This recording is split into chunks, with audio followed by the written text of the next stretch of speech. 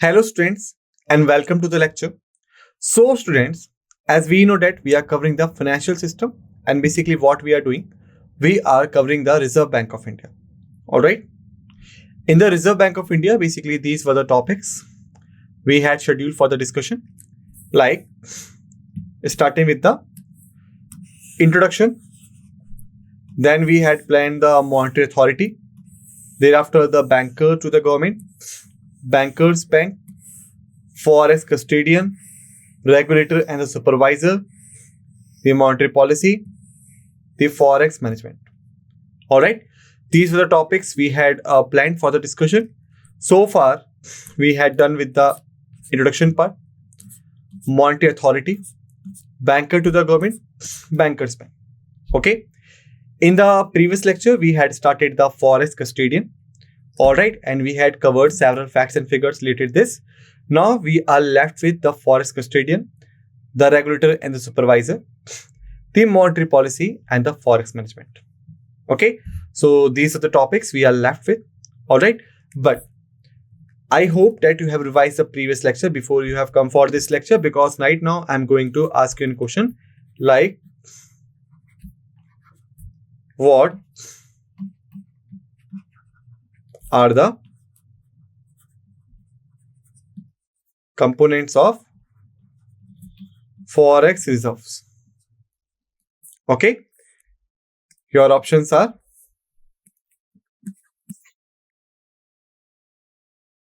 gold,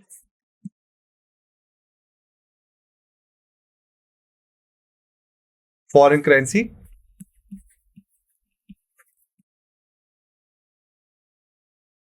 special drawing rights, D is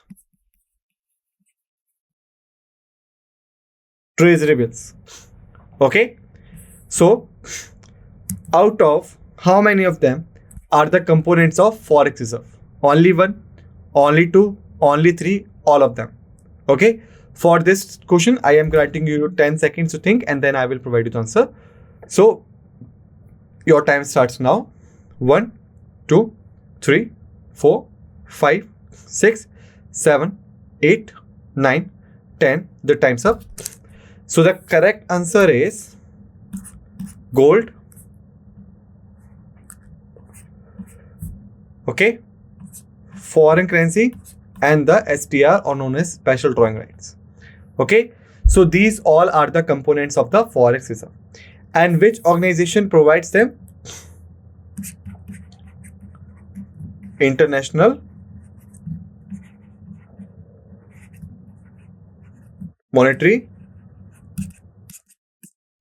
Fund, known as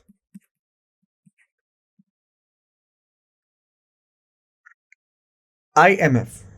Got it? So please keep this thing in your mind. So basically last time we were here, all right, ensuring the liquidity. Now we will continue from here. Thereafter, in the forex custodian, the another term we can see here is the managing risk. What do you mean by it? Let's see. RBI also manages the risk associated with the holding foreign reserves. This includes risk related to the changes in the exchange rates, interest rates, and the overall economic environment. RBI uses various risk management techniques to mitigate this risk. Okay, so now here we could see that we have seen the four times risk, risk, risk, risk. So what is the risk here? So let's understand. Basically, if we talk about the particular risk associated with the foreign exchange, then this risk is known as the risk of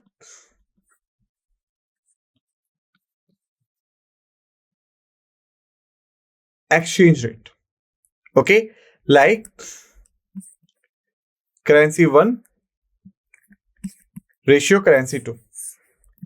This is called the exchange rate. Okay, for example, suppose there are two currencies C1 and C2. If the RBI bought C1 in accordance with to C2, okay, So remember, always we brought the equilibrium in the currency exchange. It's our, you can say it's a practice of doing it. All right. So basically C1 is always in accordance with the C2. It means that the much we had spent the C1, the much we had purchased the C2. But what happened after some time, due to some geopolitical conditions, due to some market fluctuations, whatever, the value of C1 goes down. Okay. And whenever it's happened, whenever the value of the C1 goes down, what will happen? The amount we had paid to obtain the C1 from the C2 will be lowered, or you can say will be higher. Why? Because suppose you had paid rupees 100 of it to obtain 100 of it. Okay, but due to some value fluctuations and all, right now you have to spend 1000 of it to receive the 100 of it. It means that there is a expenditure added by plus 900 points. Okay, so this is called the risk. Okay, changes in the exchange rates and the interest rate due to the overall economic environment. Okay, so RBI, as we had seen, is not only required to manage but also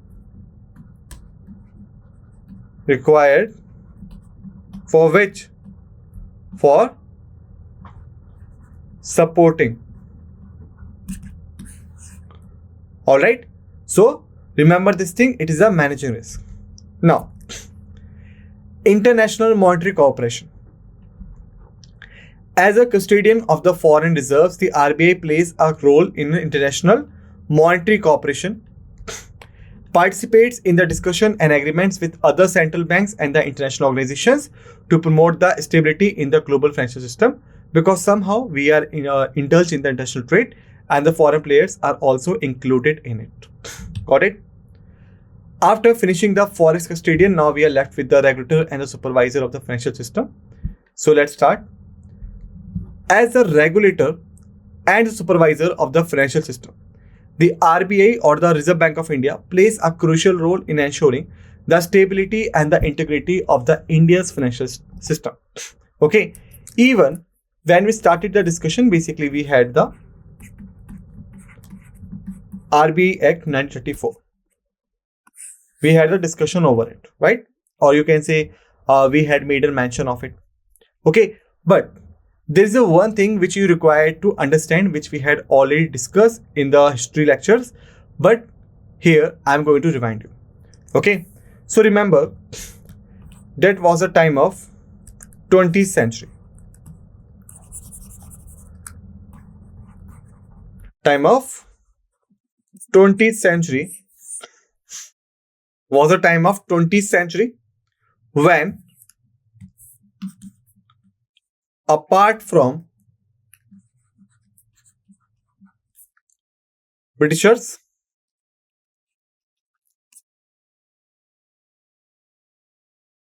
other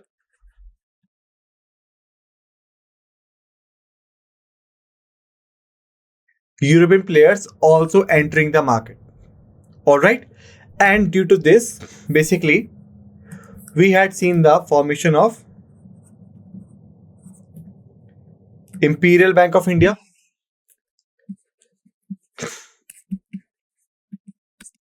okay, which is generally required to counter the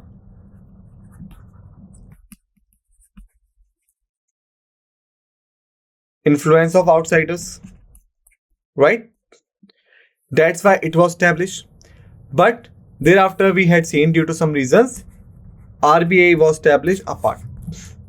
Okay, so this is just a history. I had already told you, but why I have mentioned it here? Because if we go by this particular history, then we could see, as the regulator and the supervisor of the financial system, RBI plays a crucial role in ensuring the stability and the integrity of the India's financial system because it was totally established for this aim. All right, and after the 1991, or you can say after the globalization, when other foreign players were entering into the Indian market, when the India is operating on the other country's soils. Because of this, basically again circumstances were like than they were in the 1920s, or you can say during this time. Alright, so that's why the RBI had got an opportunity, or you can say the responsibility, to maintain the state stability and the integrity of the Indian financial system in accordance and the competence with the globalization era. Got it? RBI formulates and implements the regulations that govern the functioning of banks, financial institutions, and other entities in the financial sector. These regulations covered a wide range of areas, like including the capital adequacy, the risk management, corporate governance, and the customer protection. Aim is to ensure that these institutions operate in a safe and the sound manner, comply with the relevant laws and the regulations. Alright, now, by going this, we could understand in the previous lectures also I had told you that there are three prime responsibilities of the RBI. Controlling the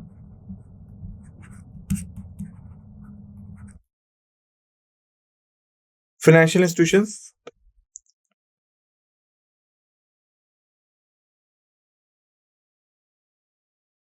non-banking,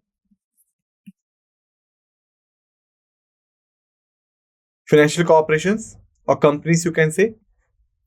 Thereafter,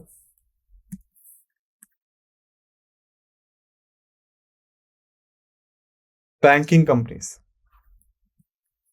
Okay, RBI having these three institutions under its control. All right, and all of these plays a crucial role, or you can say formulates the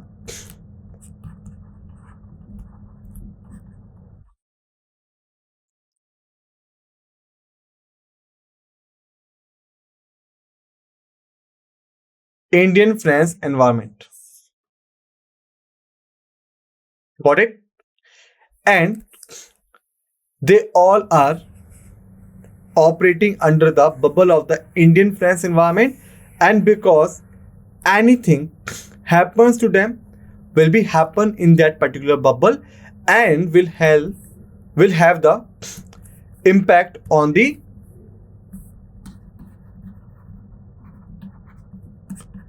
economy of the country, right? That's why it is required that the RBI must put a check on the financial institutions, the non-banking financial corporations, and the banking companies operating in the Indian financial environment, or the IFE. Okay, so these are basically, you can say, includes the capital adequacy norms, the risk management norms, corporate governance, and the customer protection plans. Okay, aim is to ensure that these institutions operate in a safe and sound manner and comply with the relevant laws and regulations, because as I have told you, anything happens to them will let down the economy. Okay, thereafter the supervision, if we talk about the RBI supervises the banks and the financial institutions to ensure that they adhere to the regulations and maintain their financial health. Okay, done through a combination of the on-site inspections, off-site surveillance, and the analysis of the financial statements and other data. Okay, basically when we're talking about the ICAI, remember ICAI, what is the full form of ICAI? Now it's a question I'm asking to you. For this, I'm providing you the 15 seconds to think and answer, and your time starts now. 1, 2, 3, 4, 5, 6, 7, 8, 9, 10, 11, 12, 13th, 14th, 15th, the time's up. So the full form of ICAI is basically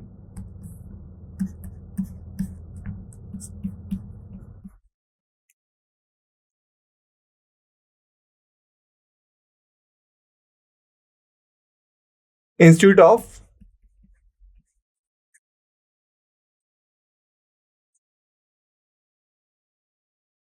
Chartered Accountant of India. Okay, so when I was talking with you about the ICI. What did I mention there? I mentioned that there are the audits and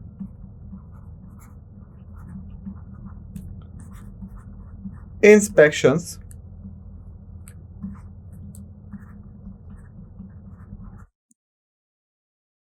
provision, right? I had mentioned about it. So what happens that the audits are basically to check out the financial stability, whereas the inspections are basically to correct the actions ongoing on. Okay, so RBI, because it is an apex institution and you can say the head regulator of the banking and the financial environment of the country, so that's why it ensured the supervision through a combination of the on-site inspections and the off-site surveillance and the analysis of the financial statements and other data, whether the things which have been maintained, which have been provided to the authorities, are authenticated or not. Okay, so this kind of things are generally done to ensure that the things should be done as per the orders. Regular audits also conducted by the RBI to assess the risk management practices and to overall compliance of these institutions. Got it? Thereafter, if we talk about the financial stability, one of the key objectives of the RBI's regulatory and supervisory roles is to maintain the financial stability. Got it?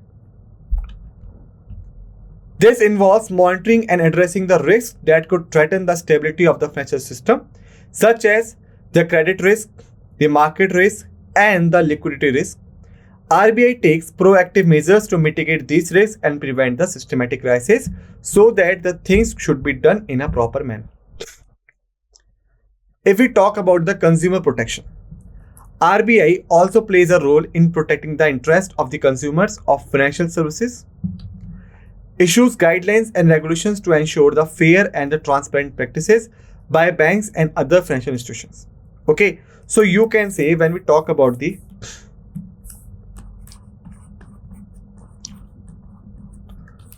protective shield of RBI, so it is not only, you can say, based on regulation of financial and banking system,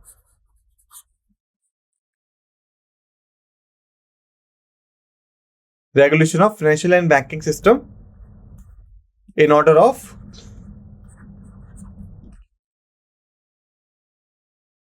maintaining stability. Okay, it is much higher than of it. What do you mean by it? Basically, the proactive shield is also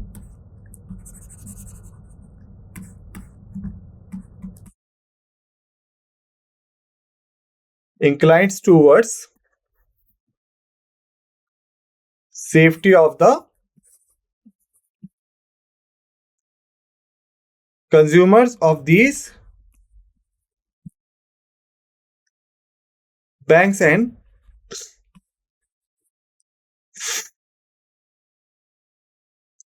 financial institutions.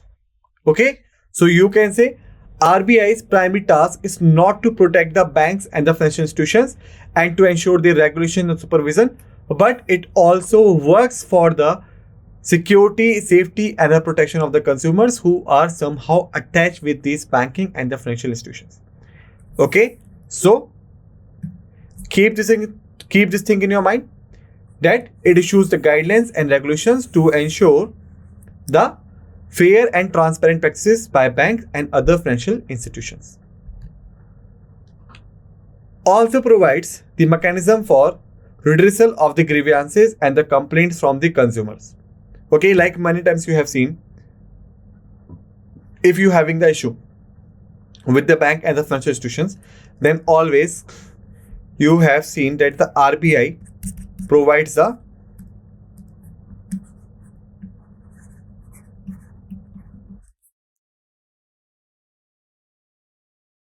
helpline numbers, or you can say the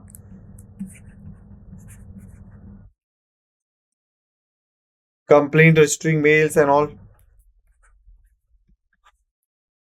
Okay, so why these things done? These things are basically done to protect the customer. Financial inclusions we had already seen in the previous lectures. RBI works towards promoting the financial inclusion, which means ensuring access to the financial services for all segments of the society. Okay, formulates policies and initiatives to expand the reach of the banking services, especially to the unbanked and underbanked areas and populations, because the banks and the financial institutions generally preferred these areas which having the high interest rate. Okay, now the monetary policy. What do you mean by it? Basically, monetary policy is different from the monetary authority. Monetary authority is a power of the RBI. Monetary policy is the working of the RBI. Policy is a crucial tool used by the Reserve Bank of India to control the inflation and to stabilize the currency and promote the economic growth, which we had already discussed in the previous lectures many times. First is the inflation targeting. One of the primary objectives of monetary policy is to manage inflation. RBI sets a target for inflation based on various factors such as economic growth, global trends, and the domestic factors. Okay, suppose this is a target, if the economy is below this and above this, okay, if below this, money supply will be higher. If above this, money supply will be lower. Okay, so basically the inflation is based on the target decided by the RBI. The inflation must be meet up this target, neither upper nor down. Okay, it then uses monetary policy tools to achieve this target. For example, if inflation is rising above the target, RBI may increase interest rates to reduce demand and control prices. Okay, we had already discussed it in the previous lecture. Interest rate policies. One of the key tools used by the RBI to influence the inflation and the economic activity is the policy interest rate, also known as the repo rate. Repo rate is the rate at which the RBI lends money to the commercial banks. As we had seen that RBI is often considered as a lender of last resort, right? So when the banks are unable to meet their obligations, they generally seek the loans from the RBI. So the loan provided by the RBI at the repo rate, it is the rate charged by the RBI on that particular loans. Okay. By raising or lowering the repo rate, the RBI can influence the borrowing and spending in the economy, which in turn affect the inflation and the economic growth.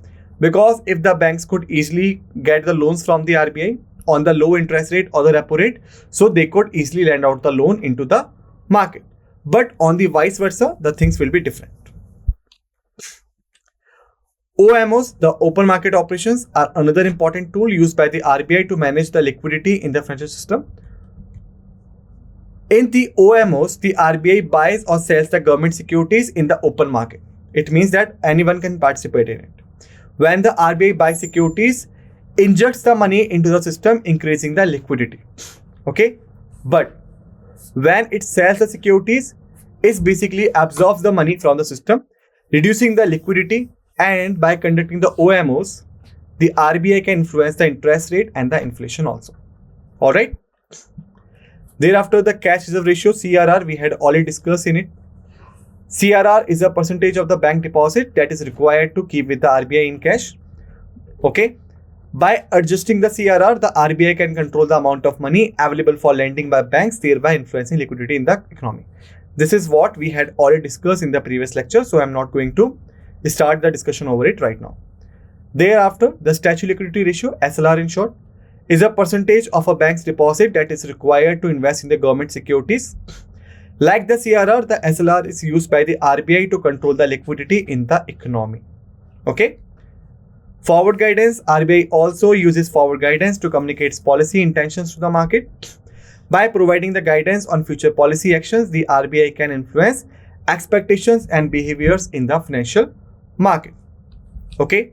So students, basically in this lecture, we had done with the monetary policy, and now we are only left with the last topic, which is known as the Forex management. In the next lecture, we will start with the Forex management. Till then, just revise all the facts and figures we had discussed in this lecture. Be ready for the another lecture. With this note, let's end this lecture, and what we say thank you.